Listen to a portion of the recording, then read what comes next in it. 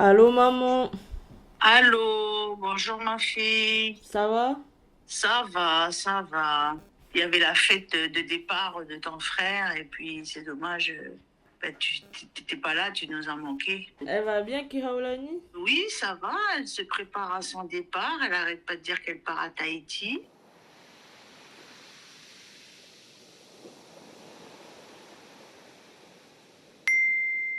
Ma famille m'envoie souvent des vidéos de ma nièce Kehaulani. Allez, Kehaulani, bravo! Au purée, au punaise, au purée.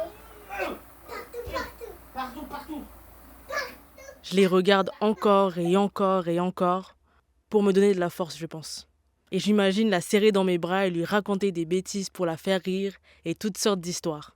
Quand je suis partie de Nouvelle-Calédonie, elle marchait pas encore. C'était un bébé aux grands yeux et aux joues potelées que j'adorais porter. Aujourd'hui, elle a 3 ans, elle parle, elle court, et à travers mon écran de téléphone, je la vois découvrir le monde et tisser des liens avec ses proches. Loin de moi, très loin de moi.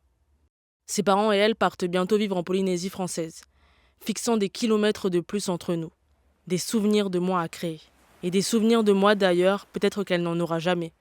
Je me dis que je serai alors pour elle un simple visage accroché sur le réfrigérateur qu'elle associera à des appels vidéo et quelques photos. Ici à Paris, parfois je me demande, combien de temps faut-il pour que je devienne un fantôme dans mon pays, déambulant dans ma mémoire sur les lieux qui m'ont vu grandir? Peut-être est-ce que je finirai par exister sur mon île seulement à travers les récits que ma famille fera de moi. Ils seront alors les seuls dépositaires de ma mémoire là-bas, mes racines. La preuve vivante qu'un jour, j'y étais. Pour mon pays, comme pour ma nièce, parfois je me questionne. Quelle trace ai-je laissée en partant? Et quelle trace continuerai-je de garder de lui? Peut-être alors que nous deviendrons des étrangers l'un pour l'autre.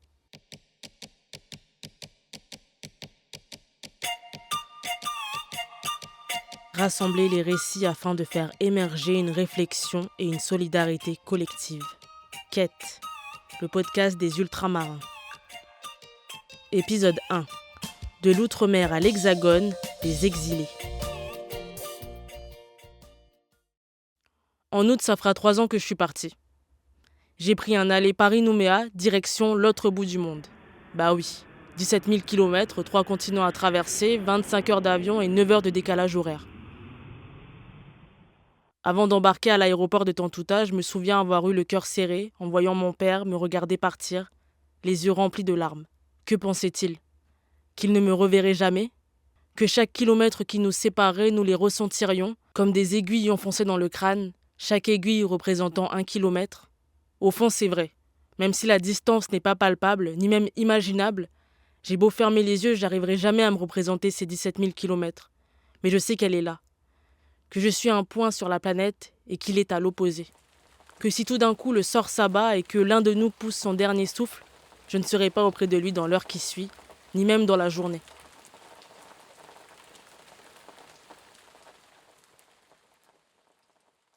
Je suis arrivée à Charles de Gaulle le 16 août 2022. Et oui, Paris-Nouméa, c'est pas la même. 50 jours de soleil sur 365. Les gens sont pas très sympas et tout le temps pressés, même quand ils n'ont pas à l'être. Les pavés sont pas toujours propres. Et oui, le métro sent l'urine.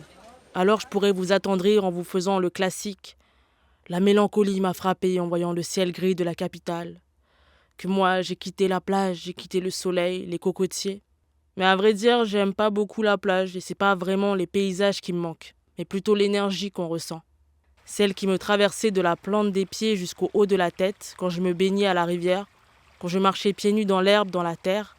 Cette espèce d'atmosphère chaude, humide, puissante qui vous enveloppe, avec ce sentiment qu'un esprit, que vos vieux ici et là vous regardent, que plein de gens ont marché avant vous et qu'on sent encore leur présence. Mais je mentirais si je disais que j'avais été triste de partir. Je n'ai pas pleuré parce que je quittais mon pays, ma Kanaki. Moi, j'étais pressée de partir. J'attendais ce départ, comme on attend un événement qui changera votre vie, qui vous propulsera vers un rêve. Depuis le Pacifique, je regardais l'Hexagone, l'Europe. Je me sentais isolée sur mon archipel. On n'est jamais, voire très peu représenté au niveau national et je sais pas, j'avais envie de crier. J'avais envie qu'on crie tous et qu'on raconte nos vies, simplement qu'on nous regarde.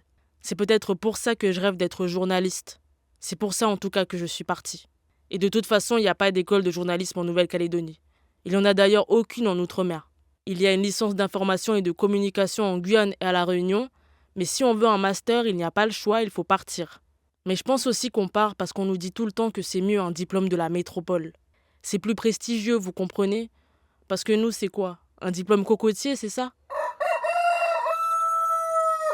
En tout cas, on sait que 40% des étudiants ultramarins effectuent tout ou une partie de leur cursus dans l'Hexagone. À Mayotte, c'est 60%. À cause du manque de formation, mais aussi du prestige, de cette envie de reconnaissance qu'on a vis-à-vis de la France et vis-à-vis de nos aînés qui rêvent à travers nous. Ces départs des ultramarins vers l'Hexagone ne concernent pas seulement les étudiants, mais concernent aussi les jeunes actifs. Dans la communauté antilo-guyanaise et réunionnaise, cet exode a fait l'objet d'un dispositif mis en place par l'État.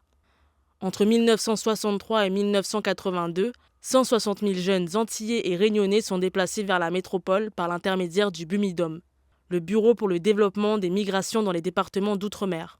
Parce que dans les années 60, de violentes contestations éclatent dans ces territoires touchés par de fortes inégalités sociales. L'objectif alors pour l'État, désamorcer les tensions en offrant des emplois subalternes dans l'Hexagone qui connaît alors une importante croissance économique. Ouvriers dans le bâtiment, femmes de ménage, beaucoup ont vu leur espoir déçu. Et tous avaient, comme beaucoup d'ultramarins aujourd'hui, cet espoir d'ascension sociale, de réussite. Alors de nombreux jeunes actifs continuent de partir en Hexagone, à la recherche de meilleures opportunités, en se fixant pour objectif celui de rentrer plus tard avec un meilleur emploi. En 2017, on estime qu'un tiers des natifs des Antilles, de Guyane et de Mayotte, âgés de 15 à 64 ans, quittent leur territoire pour l'Hexagone. Mais pour certains, ce départ se transforme en exil, puisque le retour chez soi devient petit à petit impossible.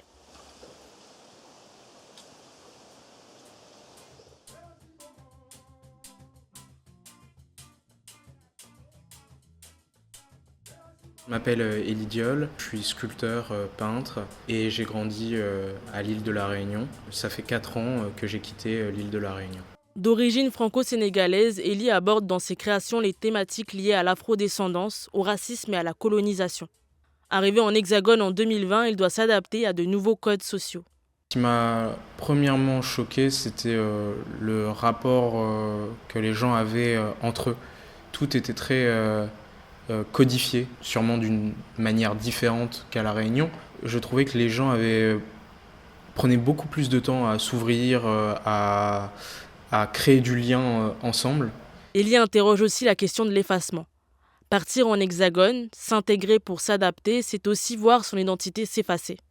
Quand on n'est plus dans un endroit qui répond à nos codes et à notre culture, pour survivre à la situation, tu commences à, en fait, au fur et à mesure, même sans t'en rendre compte, à mettre de côté certaines parties de toi pour justement t'intégrer mieux aux situations parce que tu ne peux pas parler avec les personnes de la même manière que tu parlerais chez toi. C'est comme si tu occultais une partie de toi-même que peut-être même les personnes avec qui tu vas créer du lien ne verront jamais. Les exilés représentent ces ultramarins partis en Hexagone, qui rêvent de rentrer chez eux, mais qui ne peuvent pas. Exilé, c'est un tableau qui est une huile sur bois, qui du coup représente un homme noir qui regarde le spectateur, qui semble être englué dans ce qui semble être une carte de la France. Ça parle de ce sentiment qu'on peut avoir quand on a choisi notre exil, de se sentir prisonnier de l'endroit où on a décidé de partir. Tout ce questionnement vient aussi autour du temps qui passe, avec une horloge qui est positionnée à droite du tableau et qui représente le temps qui passe, l'attente du retour à la maison, qui parfois ne vient jamais à cause de questionnements peut-être économiques, au niveau de l'embauche. On est parti, mais quand on reviendra, est-ce qu'on trouvera en fait notre place dans l'endroit qu'on a quitté? Personnellement, j'aimerais que si j'ai des enfants, ils vivent la même expérience que moi sur une île où ils n'aient pas à se poser la question de leur couleur de peau. Partir, c'est aussi se demander « Vais-je un jour rentrer ?» Tous ces questionnements autour de mon travail, le fait que j'ai envie de faire de l'art, de vivre dans le milieu de l'art, Il y a ces questionnements autour de la centralisation en France des activités liées à la culture, où même en France, on se rend compte que tout est centralisé à Paris. C'est des questions où j'essaye de trouver des pistes de solutions sur ça. Mais après avoir construit un réseau, une expérience professionnelle, s'être parfois projeté dans des objectifs en hexagone qui répondent à nos aspirations, le retour peut être vécu comme une frustration, un abandon. Rentrer, c'est abandonner de nouveaux rêves, des projets, de nouveaux amis, un foyer parfois. Alors certaines personnes ne rentrent jamais, les pieds englués en hexagone et les regards tournés vers leur territoire de naissance.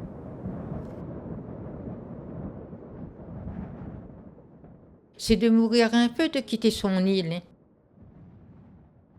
Edith est née à La Réunion. C'est une Yab, ceux qu'on appelle sur l'île les petits blancs des Hauts. Ce sont des descendants de colons de statut social peu élevé, qui se sont installés dans les Hauts. Ces vastes zones dont le relief est escarpé pour pouvoir y faire de l'agriculture. À La Réunion, elle vit une enfance très modeste avec ses frères et sœurs dans les Hauts de Sainte-Suzanne. Je m'appelle Edith Guarot. Je suis née le 21 novembre 1958 à l'île de la Réunion. On vivait avec nos parents. On était à 7 dans une petite case en torchis. Le torchis, justement, c'était comme une pâte boueuse un peu. Et en haut, il y avait des bottes. On fait ça avec les cannes à sucre, je crois. Dans le quartier d'Ango, la communauté est solidaire et chaleureuse. Mais malgré la misère, on était heureux. On avait nos voisins à côté où on allait chercher nous tous ensemble les seaux d'eau. On allait chercher les fruits. Quand il faisait du cyclone, le soir, on ne dormait pas si tellement on était joyeux pour ramasser des fruits et tout, comme des mangues, les longanies, les avocats, enfin des fruits de saison. Edith arrête l'école à 12 ans pour aider sa mère à s'occuper de la maison. Devenue adulte, trouver un travail est difficile. Dès l'après-guerre, le chômage est très important sur l'île et ne cesse de grimper, avec une intensification dans les années 60. Il passe de 14 000 en 1967 à 72 000 en 1986. La Réunion compte alors 597 000 habitants. Beaucoup font le choix de partir pour l'Hexagone, mais Edith, elle, est trop attachée à son île. C'était dur le travail, on ne trouvait pas, tout ça. J'ai travaillé un petit peu dans les mairies, tout ça. J'ai gardé un petit peu des enfants aussi, tout ça. Mais après, bon, ça c'est venu, le RMI, ça que j'ai touché. Justement, c'est pour les personnes démunies, les personnes qui ne travaillent pas. Et puis, il y avait des personnes, s'ils avaient de la famille qui était en moyen, ils pouvaient les faire venir en France. Et il y avait des personnes aussi qui parlent bimidum aussi. Et il y avait des personnes, je ne sais pas, par rapport aux moyens, tout ça. Et comme moi, je ne voulais pas quitter mon île, je ne voulais pas quitter ma famille aussi, quitter quand même, en fait, toutes mes origines à La Réunion, tout ça. Bon, je suis restée. Mais Edith rencontre l'homme qui deviendra son mari. Lui aussi est réunionnais, mais il s'est installé en Hexagone.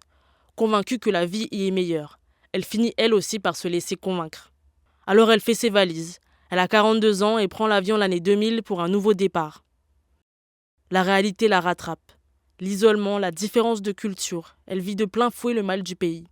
J'ai rencontré quelqu'un, j'ai décidé de partir en France. Je me suis mariée, bon, après j'ai eu ma petite, tout ça. Mais en arrivant là-bas, je croyais que vraiment trouver le paradis, comme on dit bien chez nous, attraper la lune avec les dents. Mais c'était pas ça. Après, avant qu'on s'habitue tout ça, on quitte notre pays, tout ça, c'est pas ce qu'on voulait. Ici, les gens sont plutôt renfermés. Quand je suis arrivée en France, c'était un peu le manque du soleil. J'ai fait un peu de dépression, tout ça. Surtout quand mon mari il allait travailler, je me retrouvais toute seule. Ça faisait quand même souffrir.